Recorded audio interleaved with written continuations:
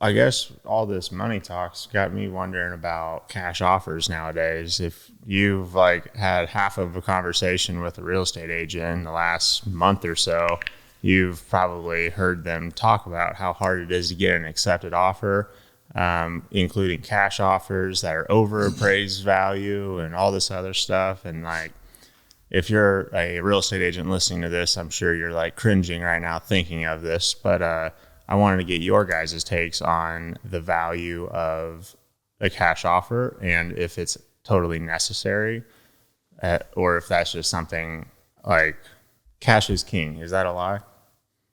Yes, that's absolutely a lie.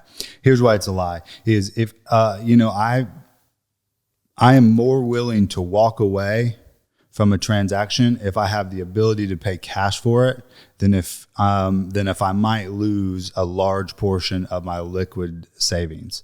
And so what I mean by that is if I'm buying a house, and just for simple math and so that it works nationally, 339,000 is the median the median home price right now as a country. Okay. So let's go a little bit above that to make the math easier. So let's go 500K. If I could pay cash for a $500,000 house and the most common earnest money is somewhere between 1% to 2%, let's say it's $5,000. I'm going to put down $5,000 to secure my offer on a $500,000 house. Right. If I have 500K in cash, walking away from $5,000 and losing that money doesn't hurt me.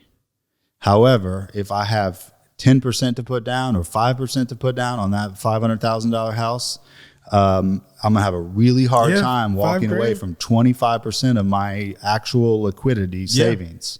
That's gonna hurt. I'm gonna think really hard about whether or not I want to move forward and or move out of the contract. And so the thing that people don't ever think about is the fact that when you have the money to pay cash for the house, you also have the money to lose it and walk away from it. So I'm going to make the argument that says that if you have a cash offer, you should pony up at least 10% in order to convince me that you're actually willing to do whatever it takes to move forward. Otherwise, I like the ability, oftentimes, of somebody who's got conventional financing better than someone who has a cash offer, because most people with cash are willing to walk away from it. We had a buyer. I had a listing that buyer $900,000 deal, $900,000 cash offer, and they were willing to walk away from it. That was because what they stood to lose at 8, 9, 10,000 was irrelevant in that scheme.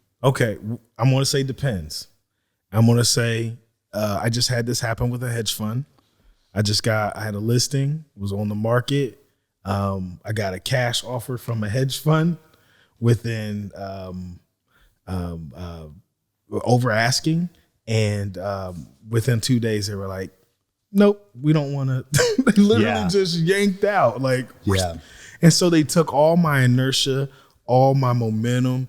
And so from that perspective, like from a listing agent perspective, I think you're right. I think that you can be strategic and cash isn't necessarily king. But when I'm representing a buyer. Oh yeah, of course. Yeah. I want a cash buyer too. Yeah. If I'm representing a buyer and I want to go out and show homes, I'm going to take a buyer that has cash. It's underrated over somebody who's FHA or conventional all day, because it's just going to be easier to get them done. But if I'm on the receiving end, I want to look at the totality, all the offers.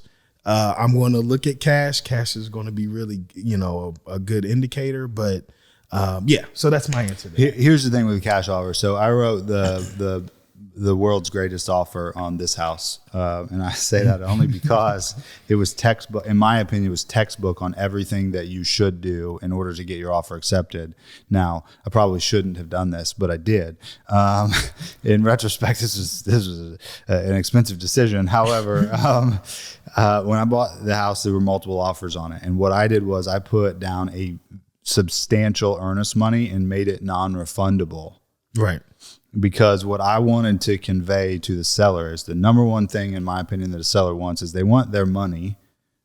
And then they want it in the least amount of time or in the ideal time frame for that person.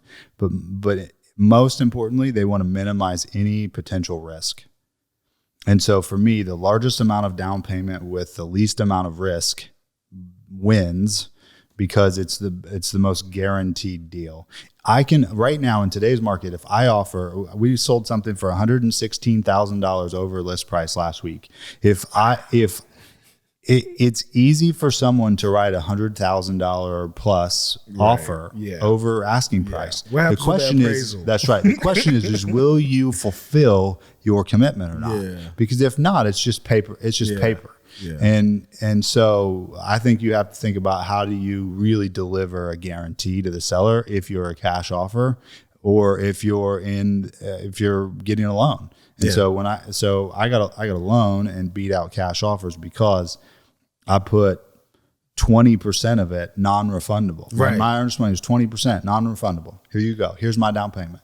I think agents are lazy. They see cash and they don't want to do the math. Yeah. They just say, oh, this is a cash offer. Take the cash offer. And it feels like lower risk. Yeah. And when in all reality, it may not necessarily be the case. Okay. Next question. Sorry. All right. This will cash is trash. This cash is trash.